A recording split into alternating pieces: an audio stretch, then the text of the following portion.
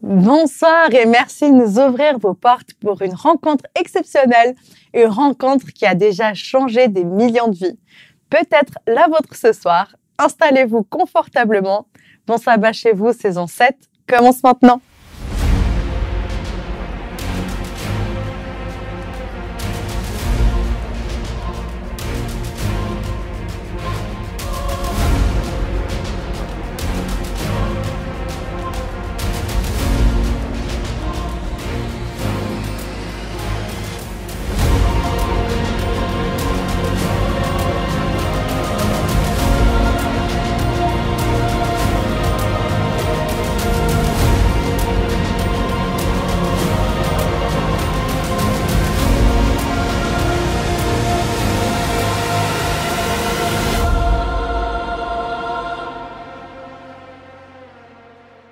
Nous arrivons au bout de la semaine.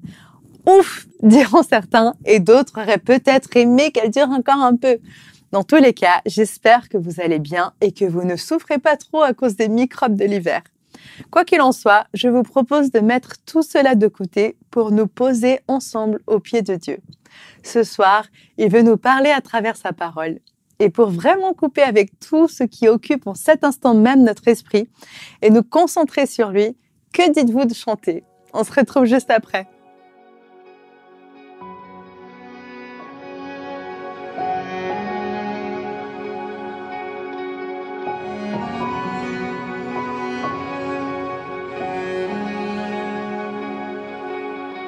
Même si pour moi tu devais t'abaisser pour porter ma vie et tout réconcilier, me montrer le Père qui m'a tant aimé. Je sais que pour moi tu l'as fait. Je sais que pour moi tu l'as fait. Même si tu devais quitter toute gloire, venir t'incarner, épouser notre histoire, au cœur de chaque homme déposer l'espoir. Je sais que pour moi tu l'as fait. Je sais que pour moi tu l'as fait, car mon Dieu tient toujours ses promesses, me couvrant de tendresse. Voici quel est mon Dieu, car il fait toutes choses nouvelles. Sa grâce est éternelle, il a ouvert les yeux. Voici quel est mon Dieu.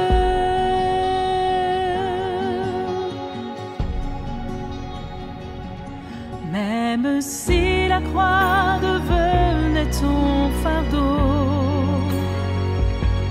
le poids de ce monde, l'oubli dans le tombeau, pour essuyer toute larme et tout sanglot. Je sais que pour moi tu l'as fait.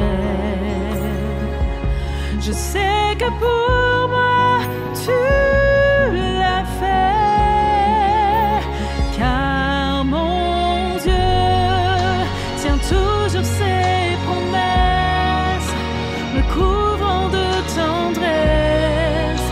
Voici quel est mon Dieu, car il fait toutes choses nouvelles. Sa grâce est éternelle, il a ouvert les cieux. Voici quel est mon Dieu.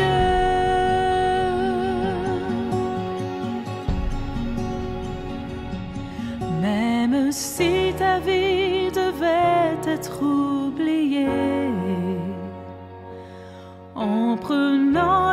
face du serviteur caché, pour que je revive en ta fidélité. Je sais que pour moi tu l'as fait. Je sais que pour moi tu l'as fait,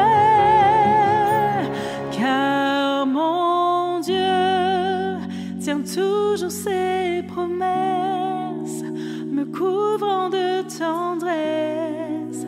Voici quel est mon Dieu, car il fait toutes choses nouvelles.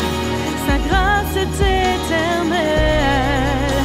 Il a ouvert les cieux. Voici quel est mon Dieu.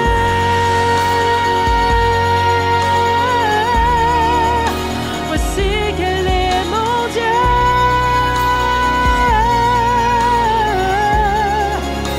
Voici quel est mon Dieu.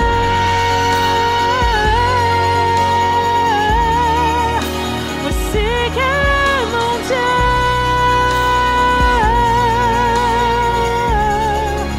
Voici quel est mon Dieu. Vous sentez-vous heureux? Waouh, vaste question. Je peux formuler autrement. Qu'est-ce qui vous rend heureux? C'est peut-être plus facile de répondre. Le très sérieux Institut français des statistiques, l'INSEE, a réalisé qu'il y a quelques années une étude approfondie sur le niveau de bonheur des Français. À l'époque, il déclarait un niveau moyen de satisfaction dans la vie de 6,8 sur une échelle allant de 0 à 10.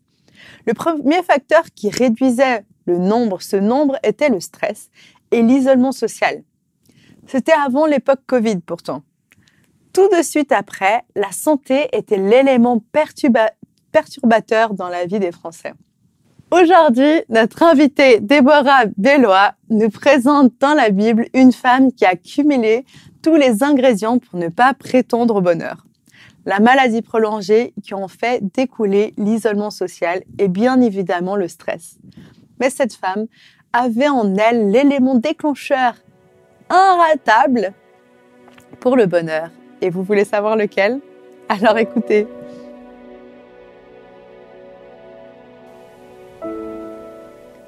La femme est assise sur sa terrasse, à l'arrière de sa maison, à l'abri des regards. Elle est assise, le regard dans le vide. Une larme coule sur sa joue. Elle l'essuie machinalement. Elle se sent seule. En fait, elle est seule. Ses amis se sont peu à peu détournés et elle ne voit plus sa famille depuis des années. Elle est assise et elle se rappelle d'un texte qu'elle avait appris quand elle était plus jeune. C'est un psaume, le psaume 139. Le texte dit « Seigneur, tu regardes jusqu'au fond de mon cœur et tu sais tout de moi. Tu sais si je m'assieds ou si je me lève.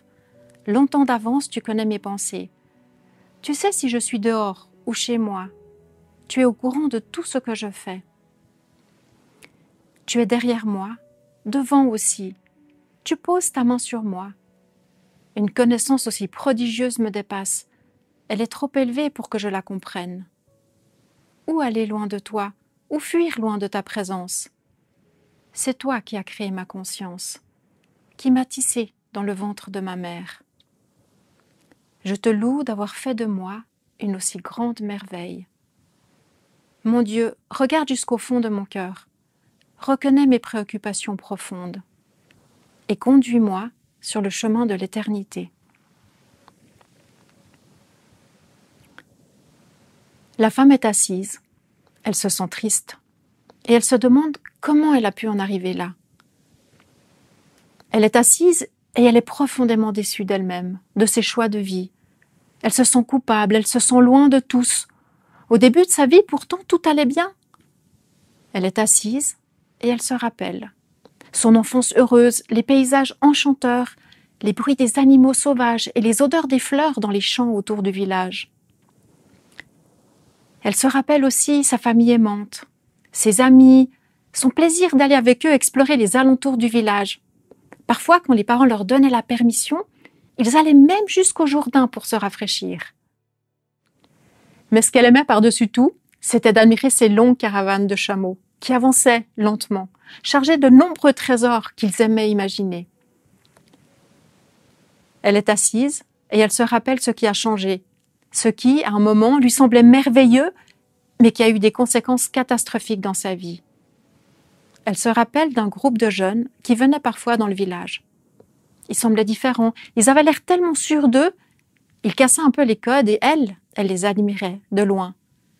Ils avaient l'air tellement cool, alors quand l'un d'eux s'est adressé à elle, elle n'a pas réfléchi. Elle n'a pas hésité, elle ne s'est pas demandé comment c'était possible, mais elle a été intégrée à leur groupe. C'était la seule du village à avoir intégré ce groupe. C'était la privilégiée. Étrangement, ses frères et sœurs ne semblaient pas vouloir intégrer ce groupe, et ses anciens amis non plus. Mais elle était tellement contente et fière. Eux, faire attention à elle? Waouh!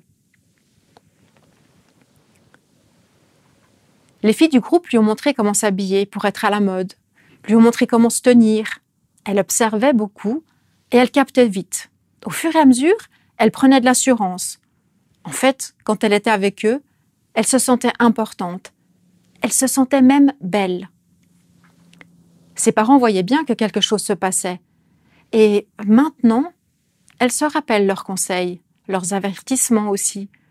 Mais elle pensait à l'époque que ses parents ne comprenaient rien, qu'ils étaient seulement jaloux de cette magnifique opportunité qui s'ouvrait à elle.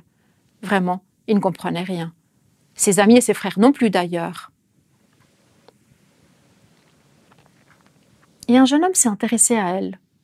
En plus d'être beau, il était fortuné. Il lui a dit qu'il allait se marier avec elle plus tard.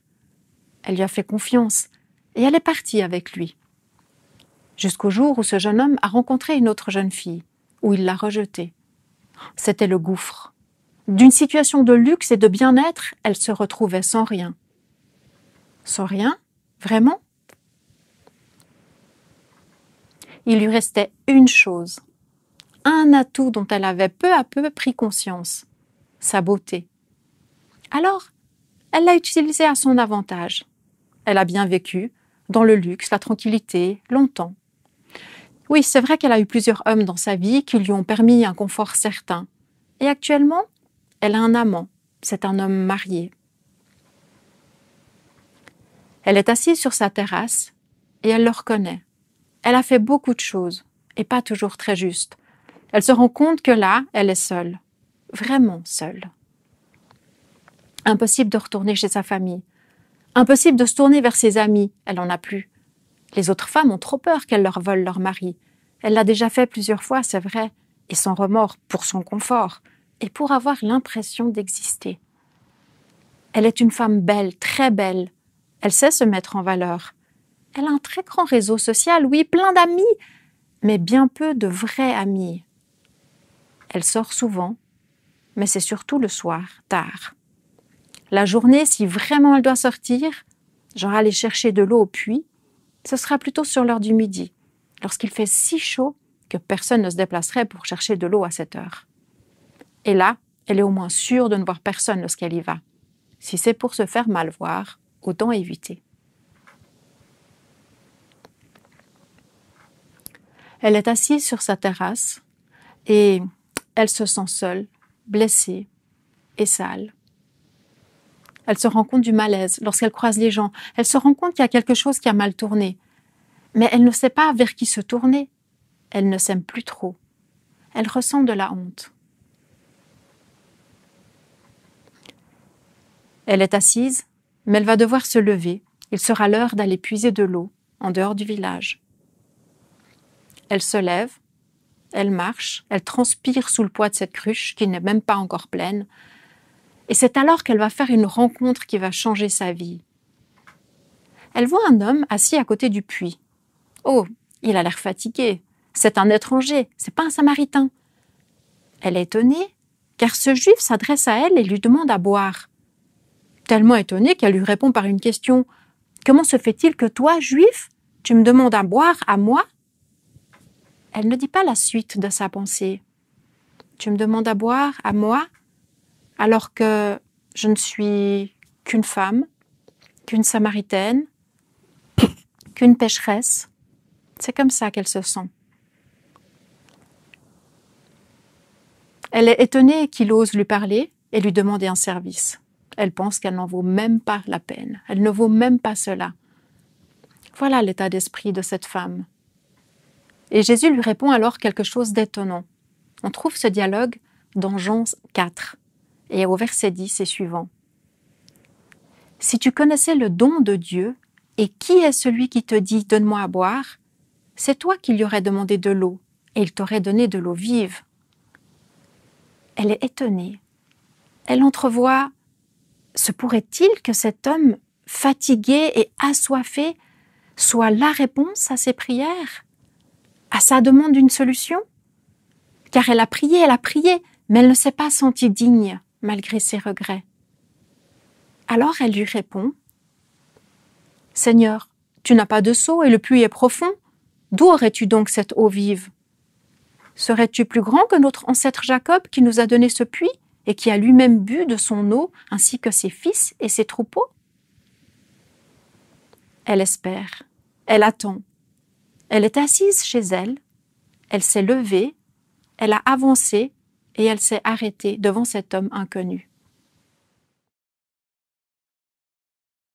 Elle est en pause, en attente de la suite. Se pourrait-il que... Et Jésus lui répond au verset 13 et 14. « Toute personne qui boit de cette eau aura encore soif. Mais celui qui boira de l'eau que je lui donnerai n'aura plus jamais soif. L'eau que je lui donnerai deviendra en lui une source d'eau qui jaillira jusque dans la vie éternelle. »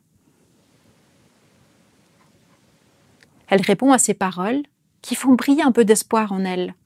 « Seigneur, donne-moi cette eau pour que je n'aie plus soif et que je n'aie plus besoin de venir puiser de l'eau ici. » Et c'est là que cet homme soulève ce qu'elle souhaite tenir caché, enfoui au plus profond d'elle-même.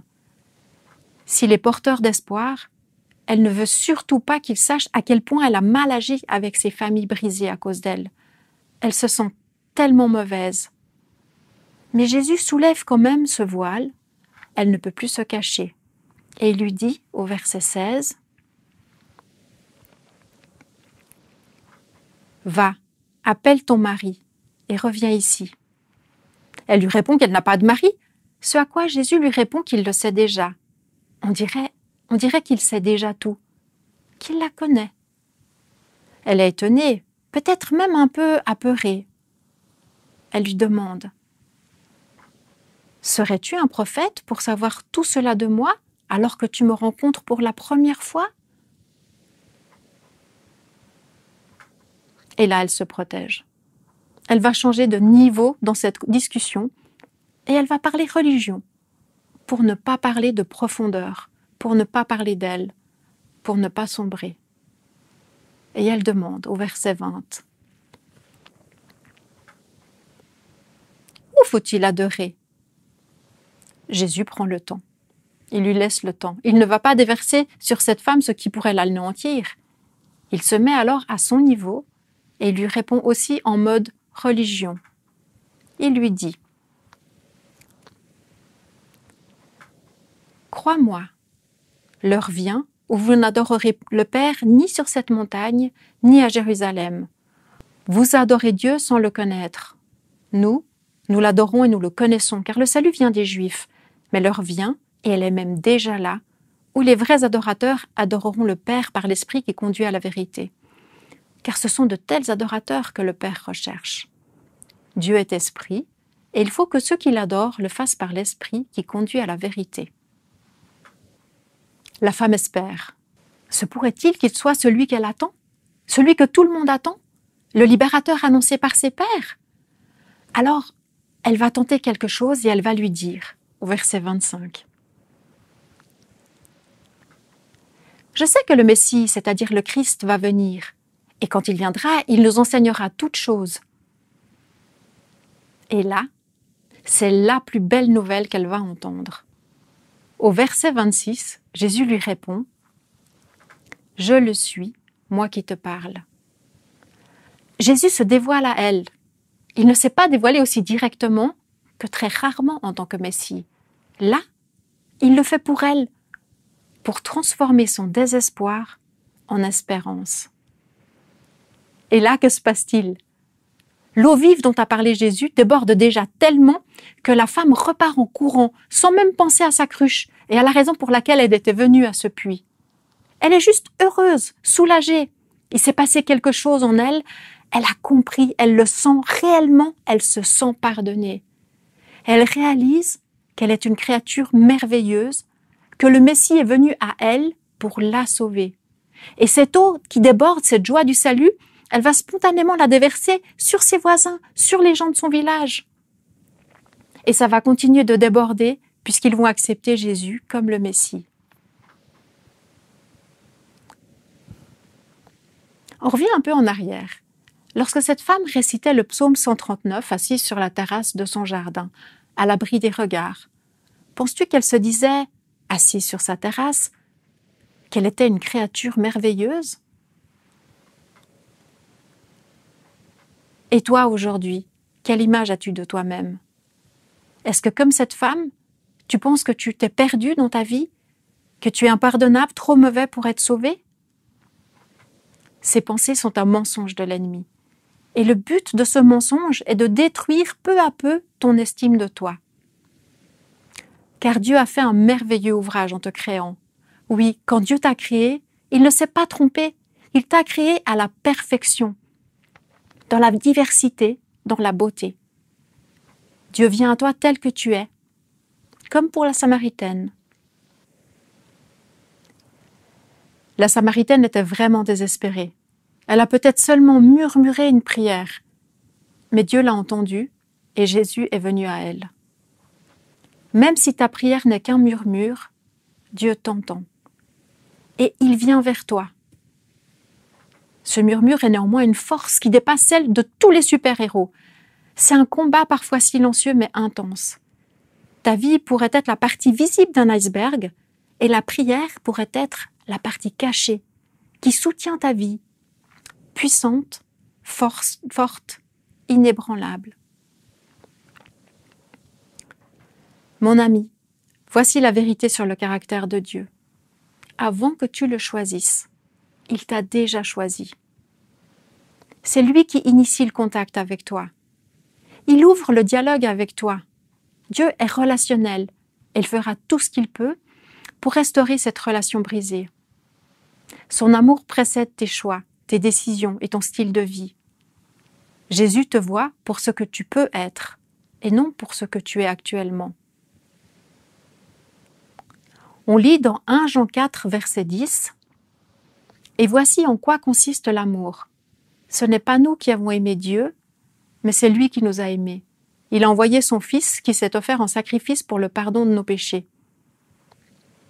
Mon ami, Dieu t'a aimé en premier. Il t'aime même lorsque tu n'es pas aimable. Et il continue à t'aimer toujours. Alors s'il n'y a qu'une chose à retenir de ce moment de partage, c'est celle-ci. Que tes yeux s'ouvrent sur qui tu es aux yeux de Dieu. Tu es son chef-d'œuvre. Ses bras sont grands ouverts. Il vient à toi. Il t'attend. Merci d'exister. Je vous souhaite un bon sabbat chez vous.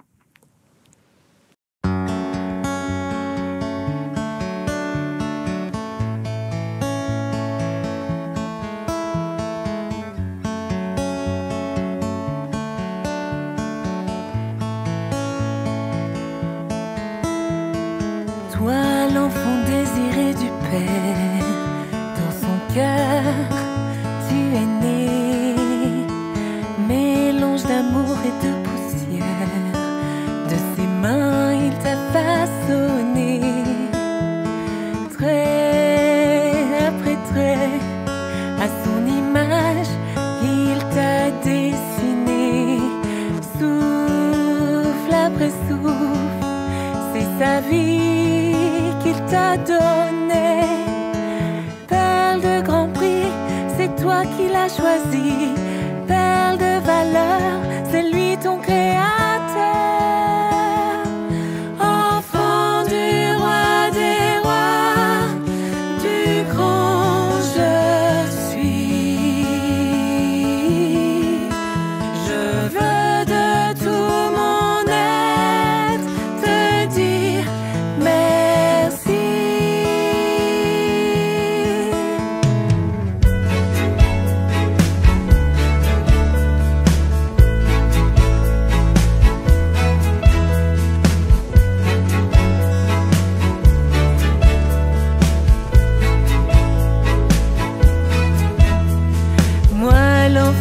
l'étendue du Père, à visage découvert. Je veux contempler toujours ta gloire, les yeux fixés dans ce miroir.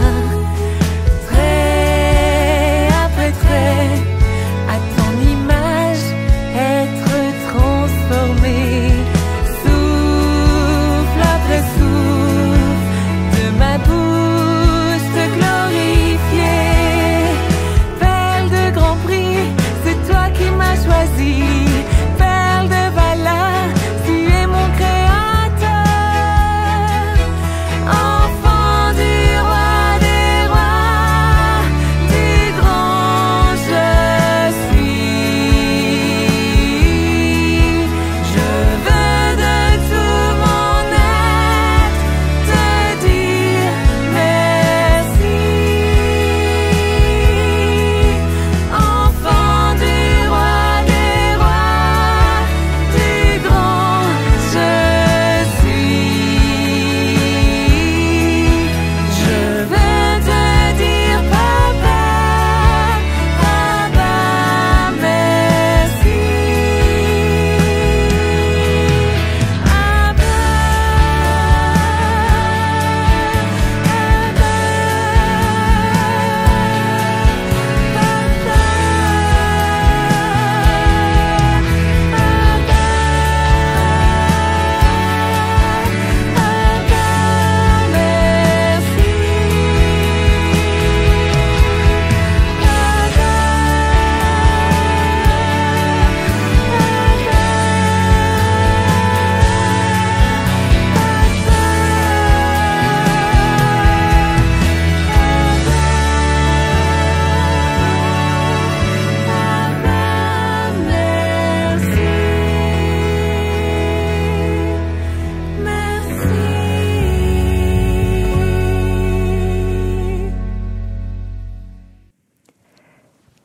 Seigneur, je désire te remercier pour cet amour que tu as pour nous.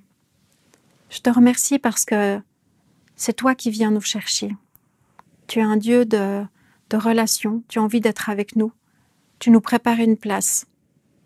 Seigneur, aide-nous à ouvrir notre cœur à toi et à garder cette confiance, même si notre prière n'est qu'un murmure, cette confiance que tu nous entends et que tu viens nous chercher.